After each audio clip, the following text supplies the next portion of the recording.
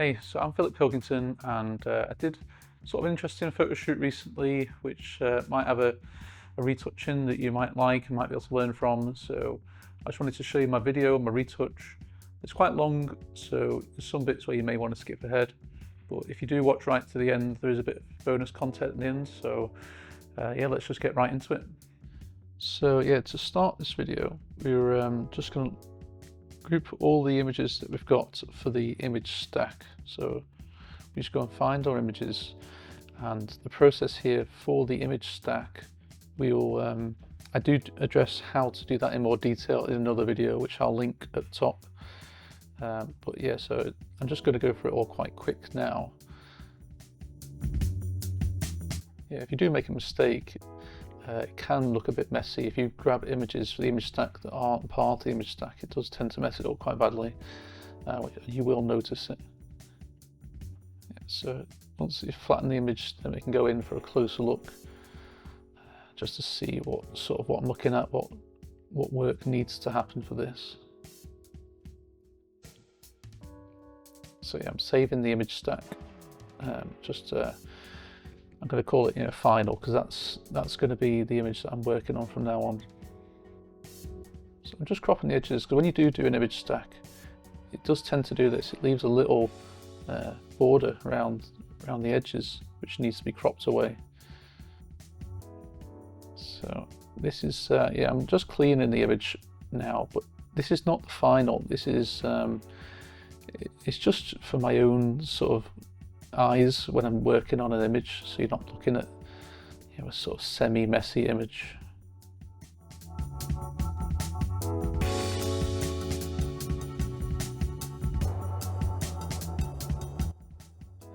So now I'm opening up the other images that I need, but I do it in batches, so you're not opening up 20 images, so you get lost with all the images you got open.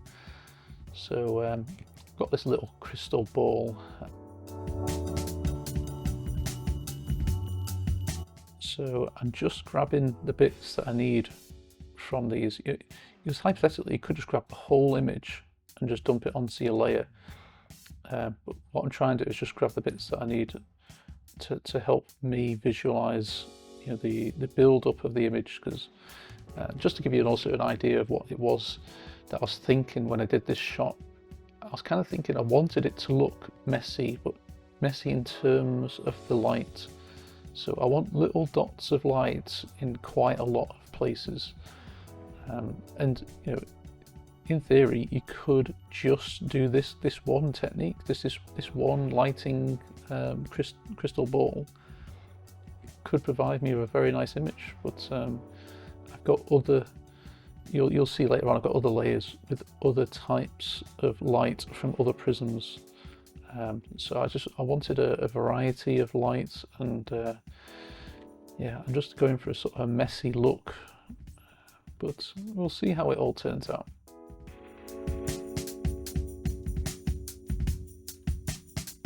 Yeah, so I'm just saving the file again. So before, when I saved it as a JPEG, this time I'm saving it as a layered PSD. I don't know if you noticed, you look at the file name at the top, it hasn't changed. It still says JPEG when it's not. And what I should have done is, once you save it as a PSD, you should close the file and then open it back up again, which I think I do that at some point. But yeah, it's just a little tip for you.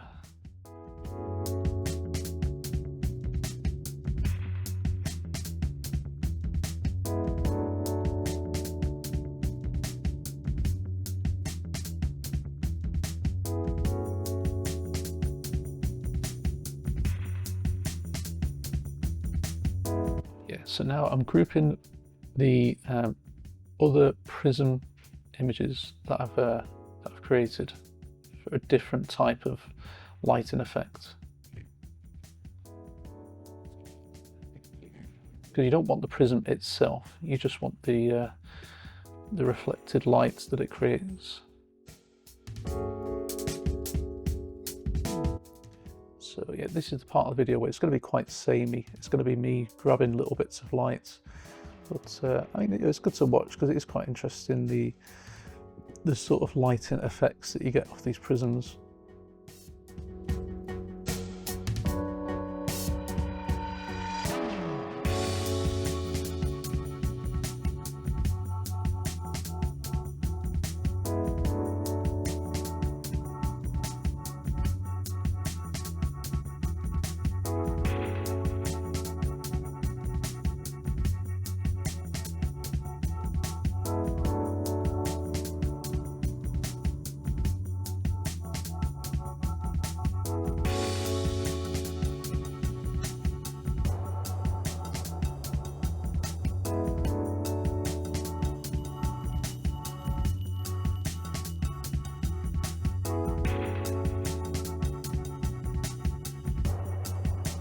just while this is playing and going on, I'll tell you a bit about because I bought some backdrops. So this backdrop here is from a company called Club, and they do these sort of variety packs or bundles, they say, and yeah, the bundles, they're not bad value really, and this is the first shot I've done with them, but yeah, it's worth looking at. I'd advise you go and have a look.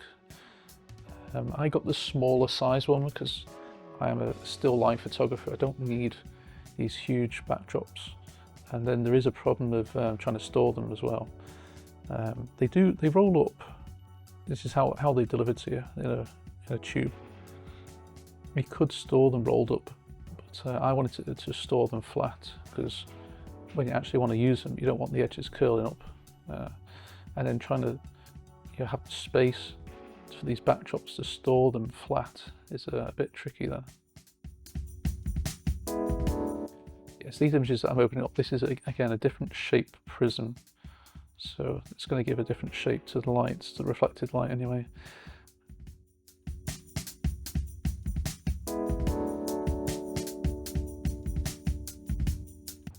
I think I liked this one the most out of all of the light and effects that you can see here. This sort of thinner prism shape, I think, gives the better results for this type of shot.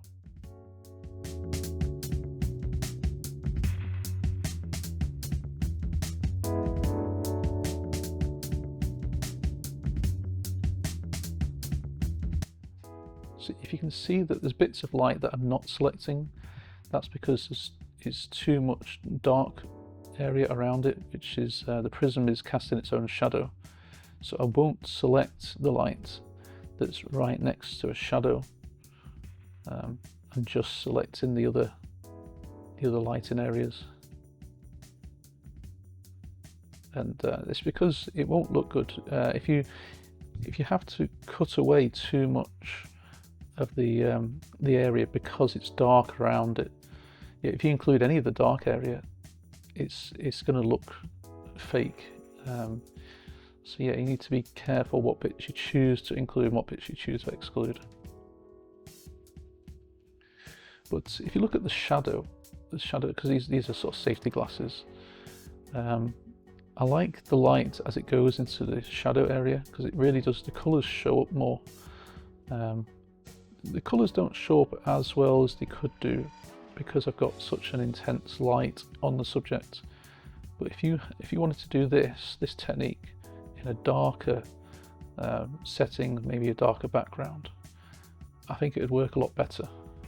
So you guys, you can learn from me, and I may revisit this as well to try and improve on it, where the background is just too light a tone for these lighting effects to really show themselves what's possible.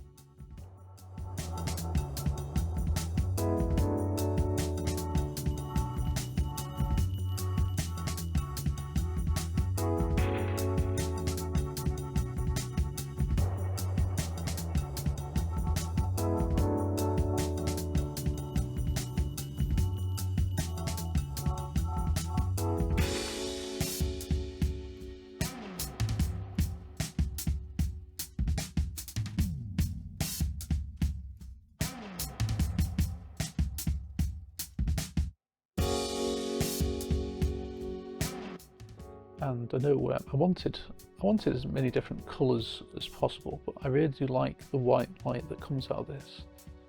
The white light is really strong and interesting to look at. But my intention was just to get many different colours, so I will include a variety of the white light and the different colours, and the green one is one that seems to come up quite a lot. Yeah, this is because I've not really done much of this before, so it's quite enjoyable experimenting with these things.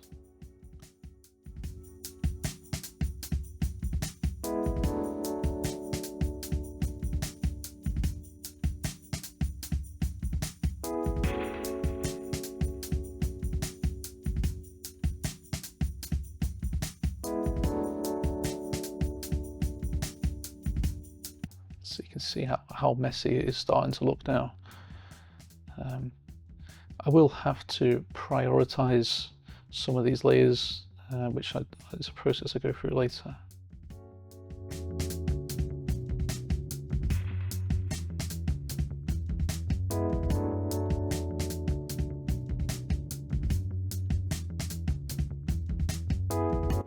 Yeah, so I'm just sort of looking through my layers, looking at what I've got.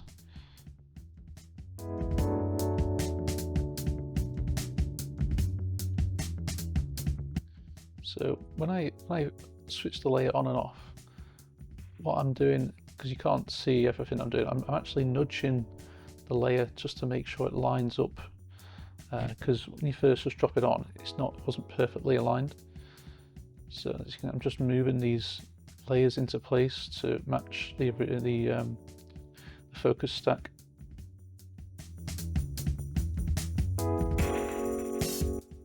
So even though I'm trying to be a perfectionist about it, and I think I am, but what I'm also doing is noticing that even though I'm nudging them into place, it's still not going to be perfect. But you can go, once you have chosen one of these layers, because I'm not going to choose them all, once you've chosen the ones you want, then you can start to try and blend it in. But when I'm working like this, I'm already thinking ahead.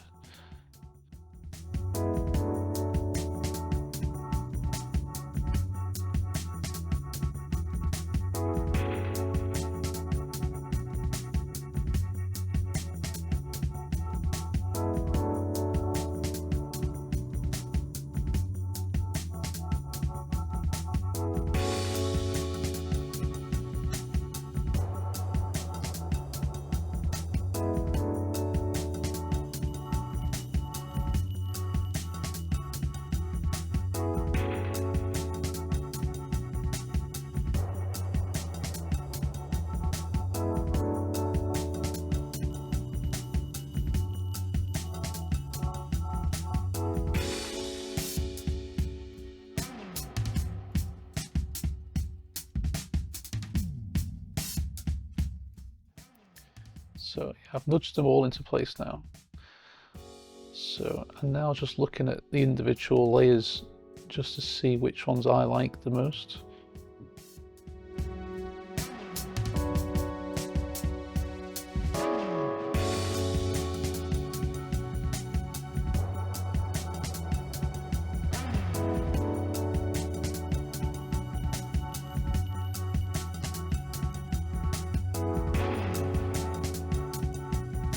So yeah, I like this one. So I'm putting a layer mask on, and I am going to do a little bit of work to this, but the layer mask is, because what I'll do with this one and other layers is it's kind of like a marker. It's kind of like I'm marking it as I like this, so I don't do it on all of them.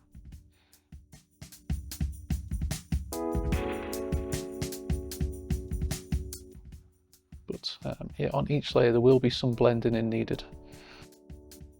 So that's also why the layer mask helps. It's not just a marker, I'm actually going to use that layer mask.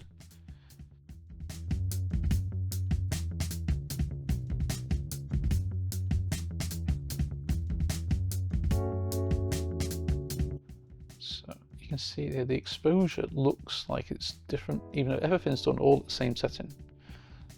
And what's probably happened is that either the prism itself, or if I'm holding it with my hand, I'm actually altering the exposure, usually with my hand. So that's why it needed some further adjustment with the levels.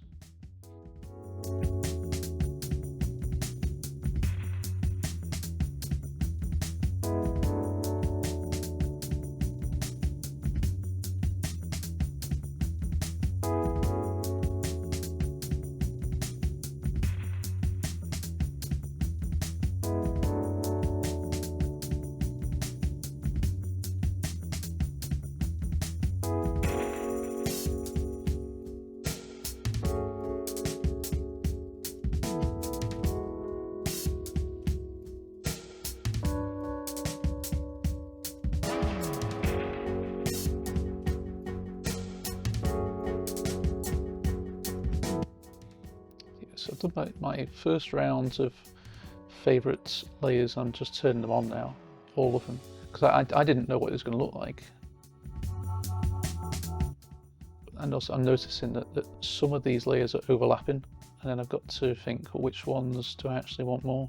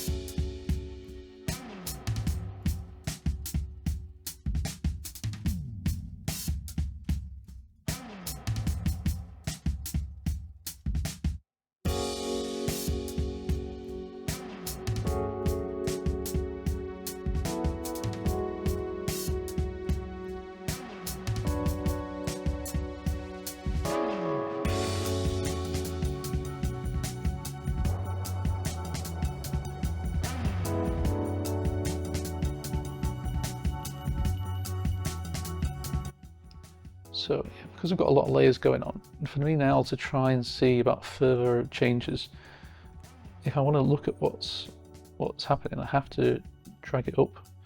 So if I've started switching on and off a new layer, I have to drag it above the others.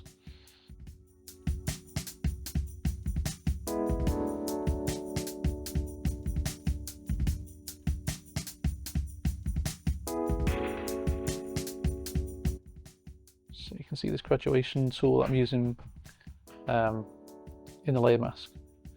I use it quite a lot, to be fair, and it's very useful. Photoshop didn't used to be able to let you see and control the graduation so much, but there's been updates, I think last year or the year before, so you can see the graduation as you put in the tool down. It's very useful.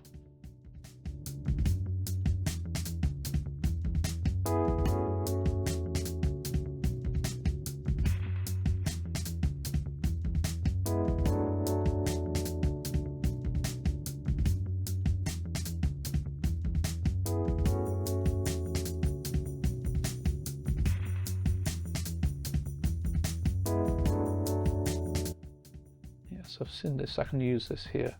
I'm going to try and blend it in with, yes, this is one shaft of green light, and there's already another shaft of green light. I'm just going to try and match it up, because it wasn't part of the same shot, wasn't planned. So I have to just rotate it and move it into place a bit more, and then and blend it in afterwards. Yeah, so you can see I'm blending it in using the graduation now.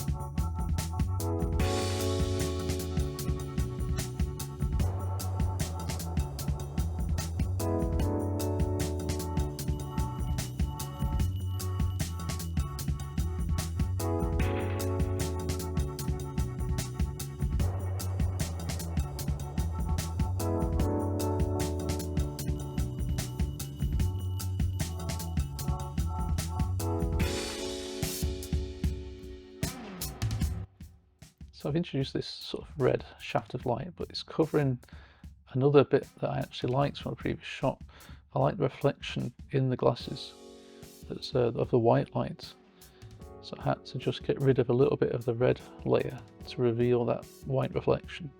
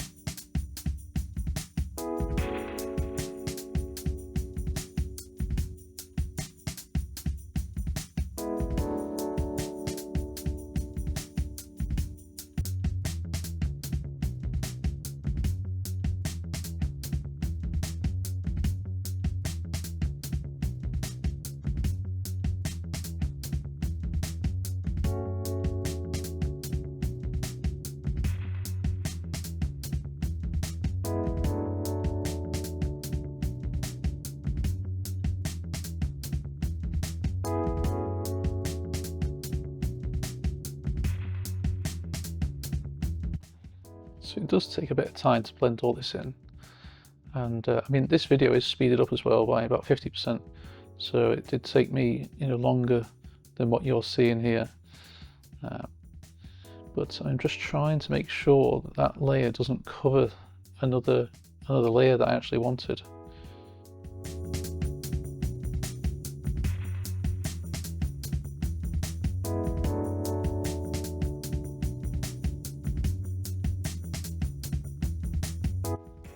So put another graduation down. I don't really think this is working so well though, so I think that we just don't use that one. But you got to experiment. You got to try these things to see what works and what doesn't.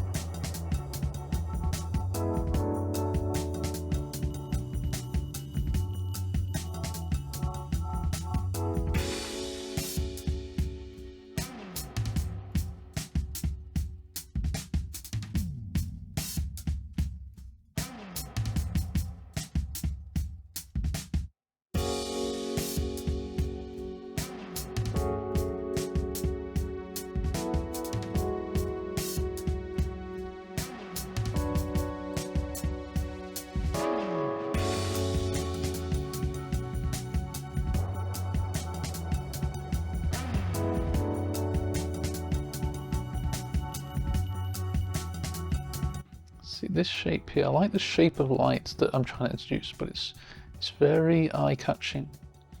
So I'm just trying to figure out how can I make this work.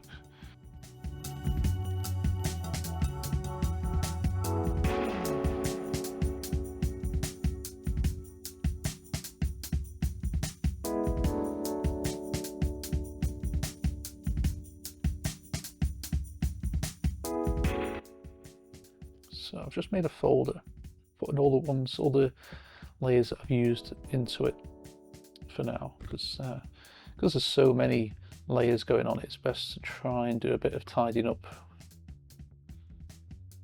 So that gives me the ability to look at these ones now, because this is a totally different type of light now, and it's not obvious how it's all going to fit together.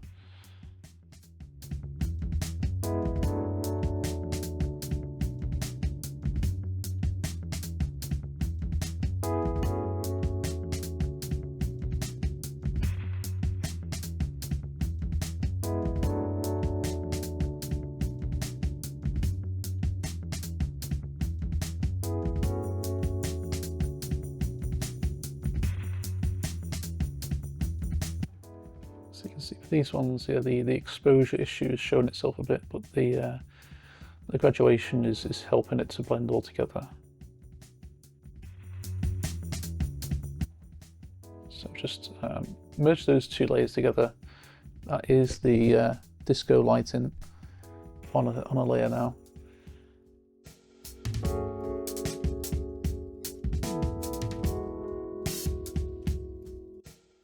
So as you can see, I've put all the layers on now, and they kind of, again, they're all covering each other. So I'm going to have to find a way of blending these together and making it work.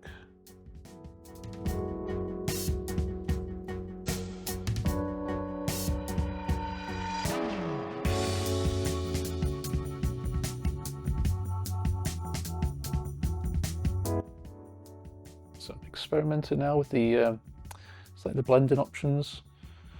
So you can see what this technique does is it reveals parts of the layer underneath or hides parts of the layers on top.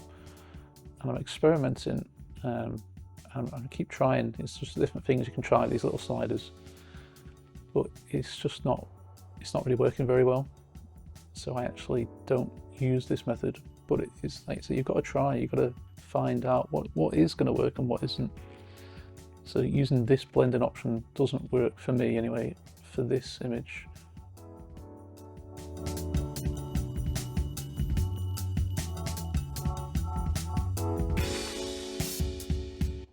So yeah, then again I look down these different blending options, or I guess, I'm not sure, but yeah, you look through the different blendings just to see if there is something that's going to work. There is some interesting looks, which you'll see. This here, this inverted colour, it looks very interesting. I mean, it's not quite right for this shot, but it's something just to think about in future.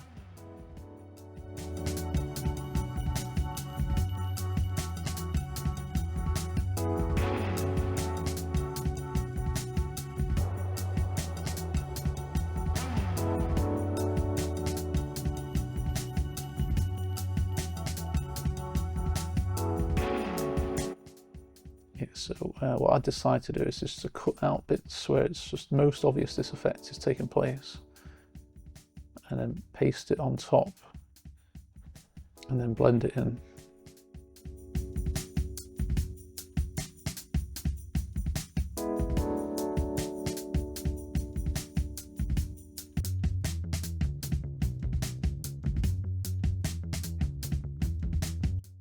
It's subtle, but it is there, and there is sort of space for it, because again I wanted it to be a messy lighting shot, so I wanted most of this yellow area to be covered with something.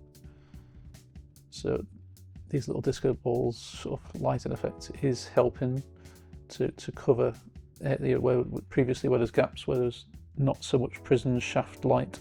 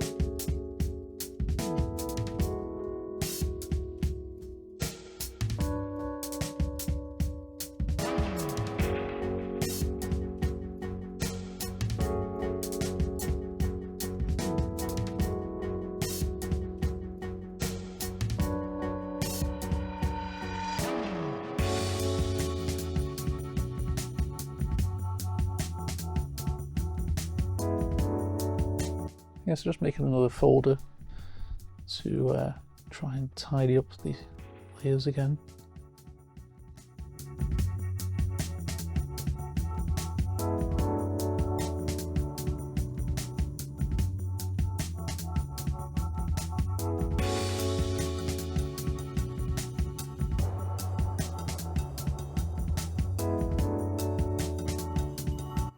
So even all these ones that I haven't used, I guess you just never know, in future you might use them.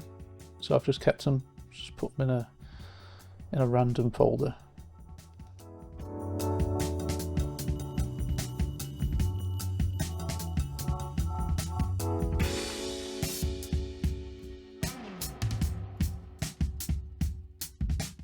So before I just did a little general cleanup right at the start.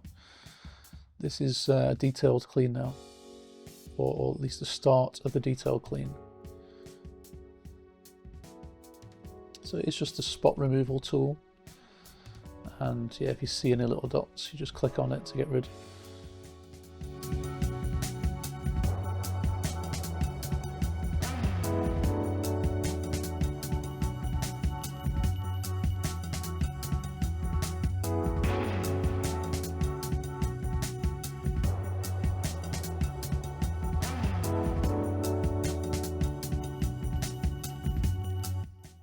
So when I was doing this work, it was also a sort of test of a new lens that I've got. So the lens I'm using is Tamron 28 to 75mm f2.8 G2. And well, this is the first time using it, and the thing it's probably a good lens. It's not made for product photography, in my opinion. It's not the sharpest of results, so I just wanted to try it. I mean, I've got loads of lenses to do this sort of work with, so I mean, you've got to try these things to find out what's good and what's not, for depending on what you're shooting. So I would say that unfortunately this lens is probably not a good product photography lens, but I do have plans to use it for various other uses, like the video you see of me talking to camera. That was also done using this lens. So one thing it does have going for it is its versatility, but the other reason why I got it is because of the price as well. I shoot on Nikon. The Nikon lens is expensive compared to this lens, and there was an offer, and I think it's just too good to turn down, really. So this lens cost me £650, but I think the retail price is £800. So it's yeah, I think I am going to be using it a lot in the future.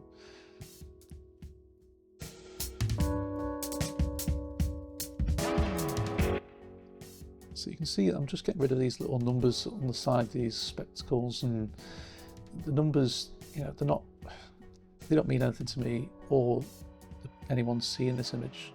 So I'm getting rid of them now, and it is a little bit tricky to get rid of because even though I've got rid of it, it still looks a bit patchy. So I am going to try and smooth out this unevenness because of the patchiness of this, the way this tool works.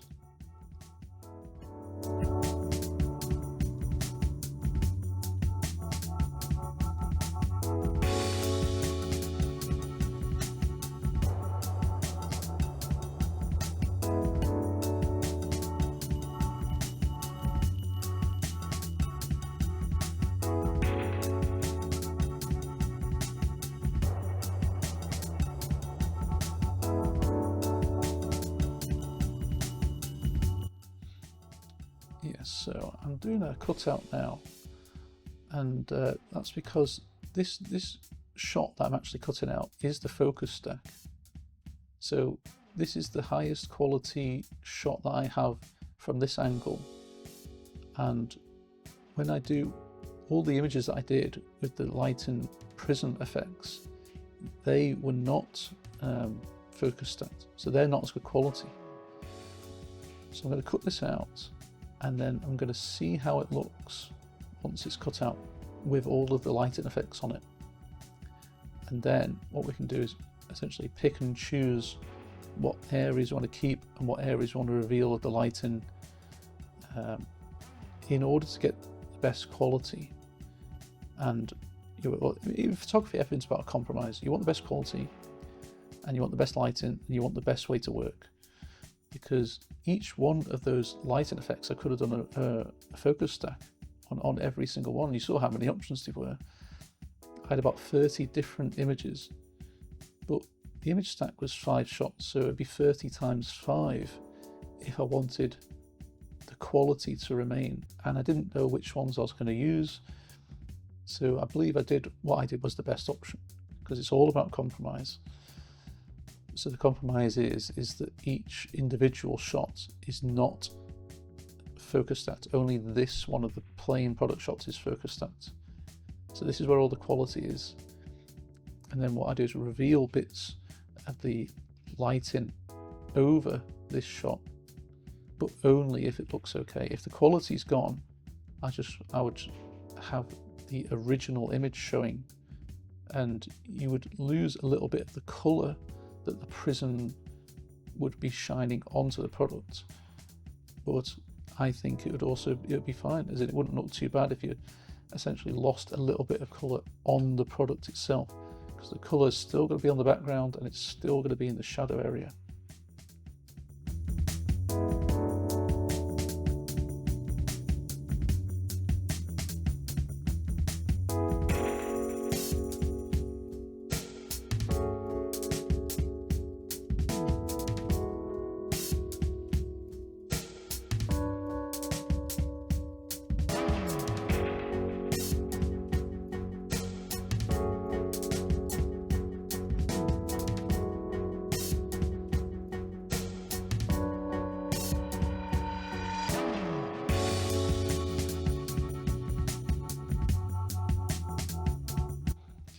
there's different methods to using the pen tool.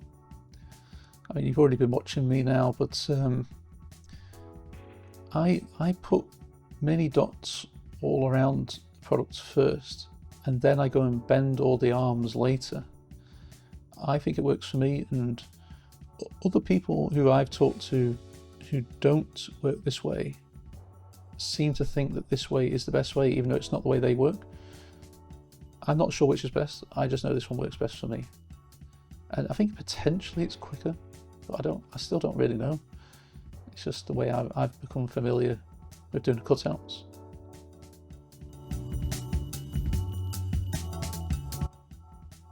So you see, I'm turning the layer on and off. This is the difference between the product with no lighting, no prism lighting, and the product with the prism lighting. Now I'm going to zoom in, and I get to choose which bits I want to keep and which bits I don't. But you can see the quality difference. The focus is kind of not there compared to the focus stack. So that's why you kind of got to be careful with this blending, not to reveal low quality areas.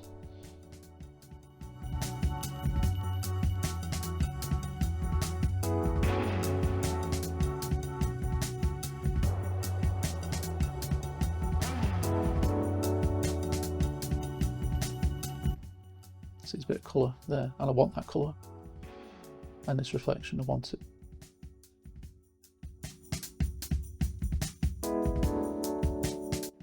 So you can see through the glasses to that green light, and I want the green lights. And so far, you know, each one of these is not compromising the quality. But it's also that extra layer of control, because there's some bits of that are green that I didn't want, so I didn't reveal some areas. Yeah, so it's just another area about photography. It's all about control. It's like, I want this and I don't want that, and it's how you get those results. It's totally up to you.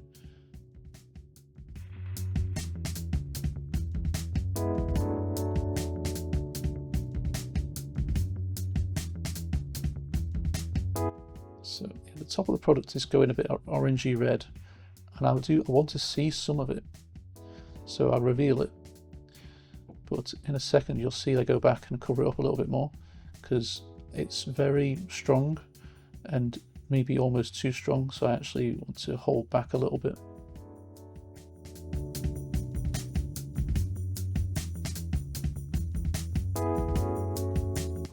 So I think it's too reddy orange, so yeah, get rid of some of it. But it is still there a little bit though. I don't get rid of it completely.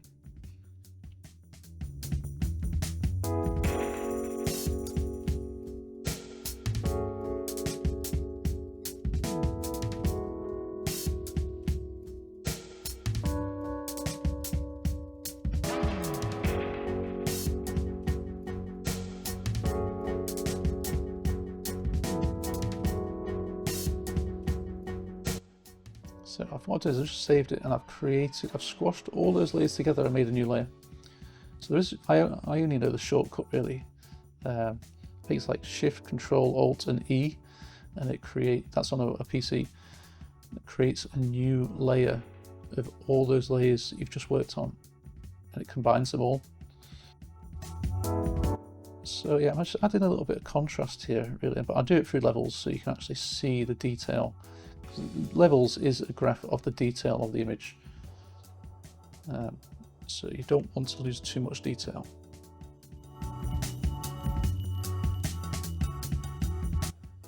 And then the middle slider on levels, it's kind of really what happens when you change the exposure of a shot, you know, in photo editing software. Really, it's the middle slider on levels that does that.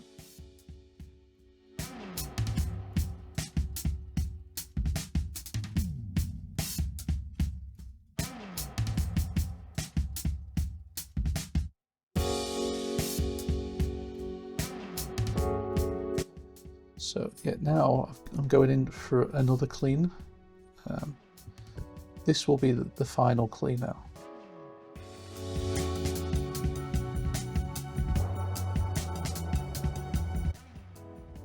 It's because when I was cleaning before, it was only one layer. So this is all the layers combined now. So there's extra bits of dirt and stuff that's appeared from other layers.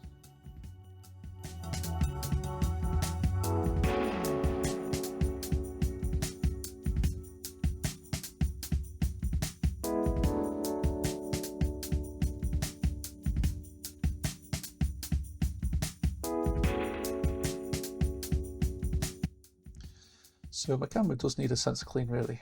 And the other thing is I've used my sort of second camera for this one. So I've got two cameras. I've got a Nikon Z6 and I've got a Nikon Z7 II. So this is my Nikon Z6. This tends to it's kind of what I do when I'm just experimenting. So this shot was a bit of an experiment. So, and I knew it was going to be quite a lot of frames.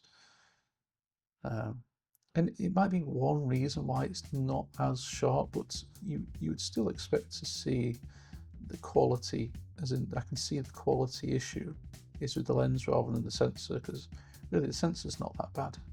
It's compared to a Z7. You know, there is a difference, but it's not so bad.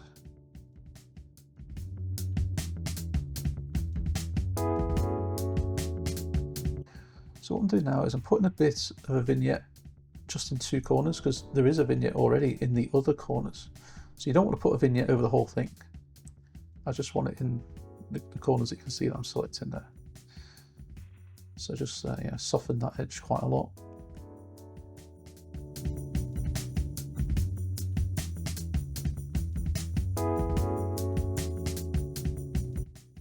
So that's too much. I need to reduce the opacity.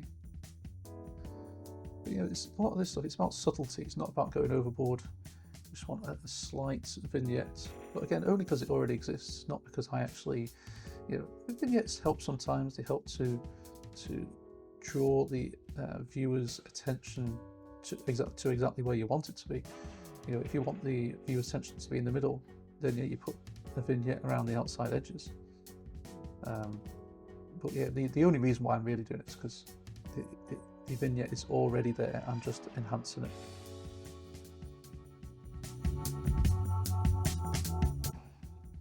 Yes, I'm just shaping it now because it did seem to stick up a little bit too much in some areas.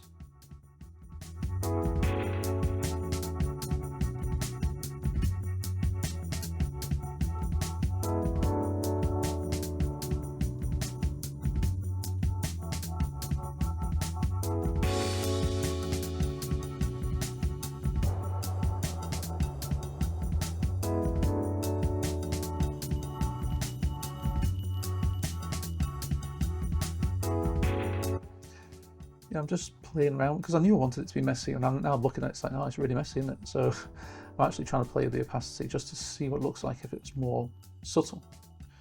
But I decided against it. I was aiming for messiness, and that's what I've got. And again, I'm just cropping it slightly. It's mainly, again, to think about the product, how it sits in the frame. This is the finished image now. So yeah, I hope you like that, and there's a bit of bonus content here. So these are just other shots that I did on the day, so I can quite like a few of these results.